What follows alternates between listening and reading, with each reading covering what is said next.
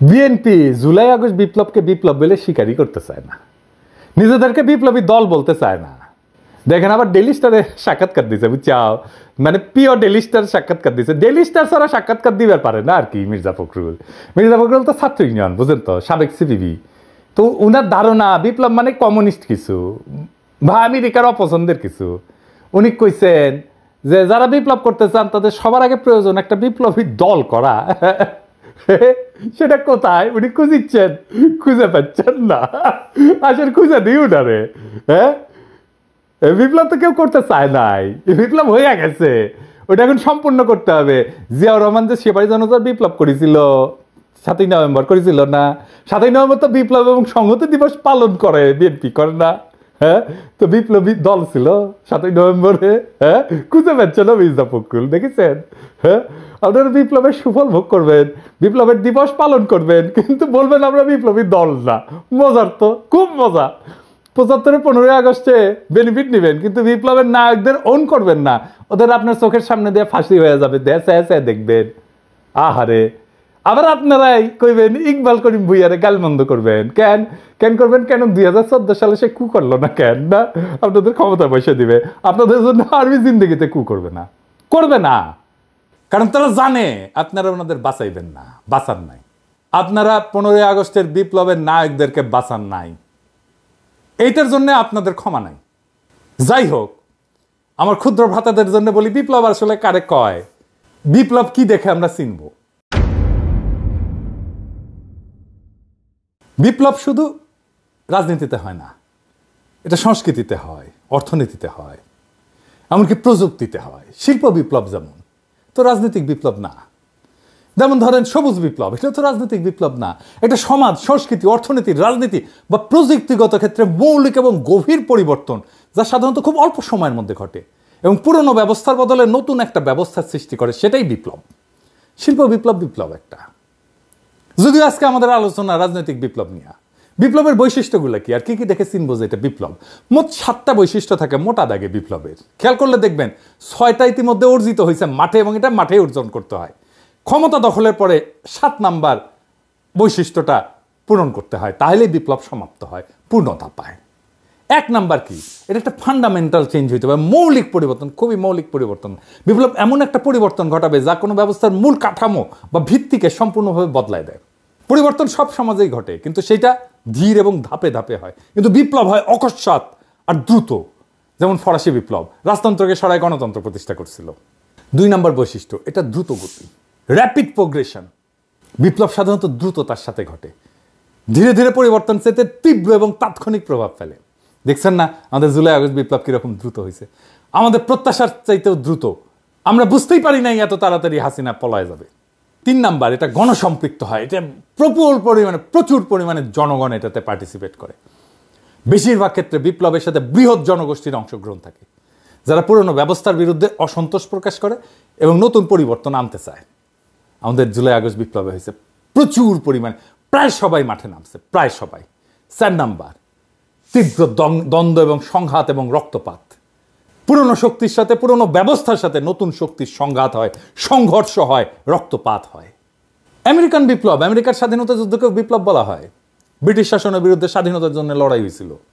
5 number, মূল্যবোধ এবং আদর্শের পরিবর্তন, ইডিওলজি এবং ভ্যালুজের পরিবর্তন।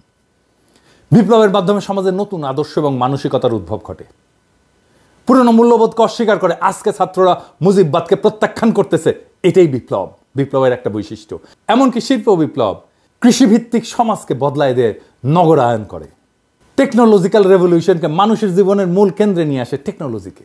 6 নাম্বার, এটার বিশাল প্রভাব থাকে। বিপ্লবের প্রভাব এটা নির্দিষ্ট সময়ের মধ্যে না, এটা দীর্ঘমেয়াদী এবং এটা বিশ্বব্যাপী পরিবর্তন আনতে পারে। একটা দেশে বিপ্লব হইলে আরেকটা দেশে বিপ্লবকে অনুপ্রাণিত করে, একটা জায়গায় বিপ্লব হইলে আরেকটা জায়গায় বিপ্লবকে অনুপ্রাণিত করে।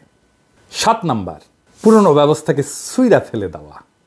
বিপ্লবের একটা গুরুত্বপূর্ণ বৈশিষ্ট্য হলো পুরনো সামাজিক, রাজনৈতিক বা অর্থনৈতিক ব্যবস্থার সম্পূর্ণ অবসান এবং নতুন ব্যবস্থা দিয়ে এটা প্রতিস্থাপন। এটা করতে হয় ওই ক্ষমতা দখলের পরে। এইটাই বিএনপি করতে দিতে চায় না, সে আগের ব্যবস্থায় বজায় রাখতে চায়। কেন সে করতে দিতে চায় না? বলে এই সরকারের ম্যান্ডেট নাই। ম্যান্ডেট নাই মানে তাহলে এই ক্ষমতা আছে কিভাবে?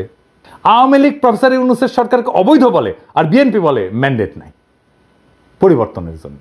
বিপ্লবী জনতাই ম্যান্ডেট, তারাই তো প্রফেসর ইউনূসকে ক্ষমতা বসাইছে, তার উপদেষ্টাদের নিয়ে আমাদের আপত্তি আছে, কিন্তু প্রফেসর ইউনূসের ক্ষমতা নিয়ে তো আমাদের আপত্তি নাই। ম্যান্ডেট কি ভোট দেওয়া হয় নাকি শুধু?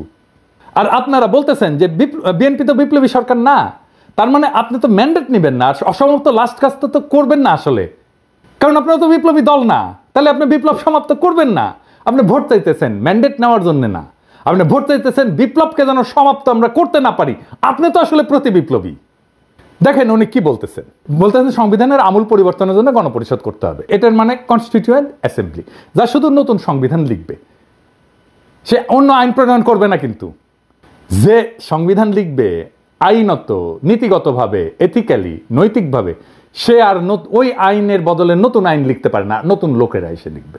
আবার উনি বলতেছেন সংবিধানের আমূল পরিবর্তন বা নতুন সংবিধানের জন্য জনগণের নির্বাচিত সংসদই শ্রেয়, মানে সংসদ নতুন সংবিধান লিখবে। উনি তো আইডিয়াই ঠিক নাই রে ভাই, সংবিধান কেমনে লেখা হবে? মানে একবার বলবেন গণপরিষদ, একবার বলবেন সংসদ লিখবে, কে লিখবে আসলে? মানে আওয়ামী লীগ যে কিসিমে সংবিধান সংশোধন করেছিল সেইভাবে সংবিধানের কিছু কসমেটিক সংশোধন হয়তো করা হবে, এটাই বিএনপির খায়েশ। উনি আবারও কইতেছেন এই সরকারের উচিত ছিল বিপ্লবী সরকার করা, এই সংবিধানের অধীনে শপথ না নেওয়া। তাইলে আপনারা যখন ড্যাং ড্যাং করতে গেলে, বাসে চেপে ক্যান্টনমেন্টে গেলেন আর্মি চিফের সাথে ঘুটু করতে, তখন মাথায় ছিল না যে বিপ্লবী সরকার করতে হবে? তখন বলেন নাই কেন? এ দায় কার? আবার উনি বলতেছেন সংবিধান আগেই আওয়ামী লীগ খেয়ে ফেলছে। যেই সংবিধান আওয়ামী লীগ খেয়ে ফেলছে সে সংবিধান তো অকার্যকর। শুধু তাই না, সংবিধান ধ্বংস হয়ে গেছে, এটাও বলছেন উনি। আবার দেখেন উনি বলছেন এই সংবিধান দিয়ে সমস্যার সমাধান হবে না। আবার দেখেন কি বলছেন, সরকার বলছে সংবিধান অনুযায়ী নির্বাচন হবে। কোন সংবিধান? যে সংবিধান তোমার নিজের মতো করে কাটাছেটা করে তোমাদের মতো করে ছাপিয়ে নিয়েছো, যেখানে জনগণের কোনো অধিকার নাই, সেই সংবিধান? মির্জা ফখরুল বলছে জি ওই সংবিধান রক্ষার জন্য এখন দিয়ে আনা হয়েছে। মির্জা ভাই, হ্যাঁ, কারে কি গান কখন কি বলেন খেয়াল থাকে না, তাই না? হ্যাঁ, 2021 সালে বলছেন দেশে কোনো সংবিধান নাই। আপনার কথা, নিজের কথা তো আজীব বাদ। এখন তাহলে সংবিধান পেলেন কোথায়? হ্যাঁ, সংবিধান সংশোধন নিয়ে আপনাদের মাথা খারাপ হয়ে গেছে। আপনি কইছেন সংবিধান জনগণের না, সংবিধান আওয়ামী লীগের। আপনারই কথা শুনেন, এটা আওয়ামী লীগের তৈরি করা সংবিধান, ঠিক তার নিজের স্বার্থে, দলের জন্য। সেই আওয়ামী সংবিধানের জন্য কেন আপনারা এত মায়া? আমরা তো সবাই প্রথম থেকে বলতেছি একটা গণ অভ্যুত্থান করবো, বিপ্লব করব, তারপরে একটা কনস্টিটিউয়েন্ট অ্যাসেম্বলি করব বা গণপরিষদ করব এবং নতুন সংবিধান রচনা করব। গণ অভ্যুত্থানের পর আমরা অনেকেই চাইছিলাম একটা জাতীয় সরকার হোক এবং বা কনস্টিটিউয়েন্ট অ্যাসেম্বলি হোক। নতুন সংবিধান লিখতে পারলে এর মধ্যে আমরা বাংলাদেশকে এক লাফে কয়েক দশক আগায় নিয়ে যেতে পারতাম।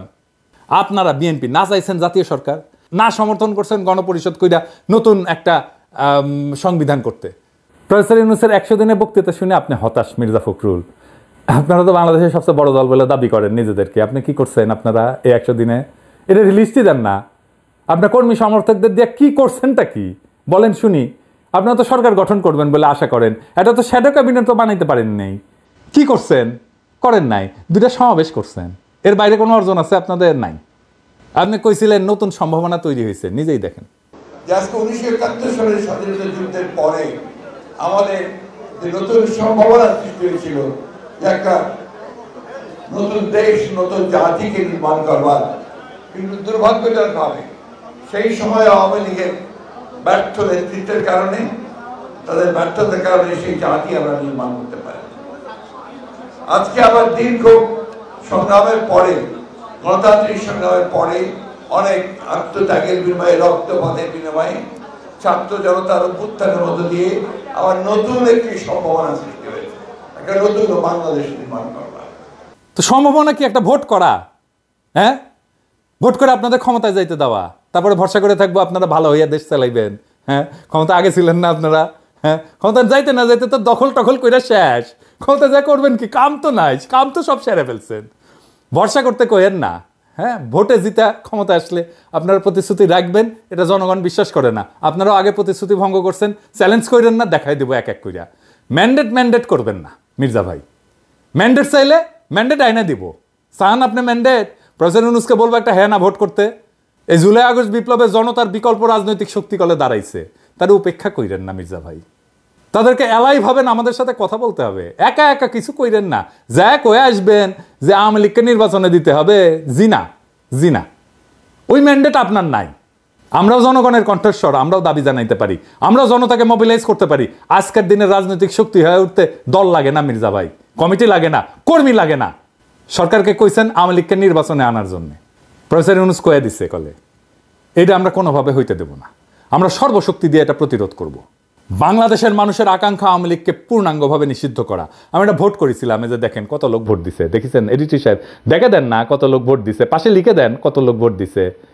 প্রায় 80% লোক আওয়ামী লীগের নিষিদ্ধ চায়। আপনি গণ ইচ্ছার বিরুদ্ধে দাঁড়াইবেন, এত বড় শক্তি হয়েছেন আপনারা নাই, সরি। আওয়ামী লীগের সাথে রিকনসিলিয়েশন হইতে পারে যদি তারা ক্ষমা চায়, অনুশোচনা করে। এর আগে আওয়ামী লীগকে নির্বাচনে আসতে দেওয়া হবে না। বিএনপি কেন, ডাবল বিএনপি আসলেও আওয়ামী লীগকে নির্বাচনে আসতে দেওয়া হবে না। আপনারা পারবেন না আওয়ামী লীগকে নির্বাচনে নিয়ে আসতে। কেস ক্লোজ, ইনকিলাব জিন্দাবাদ।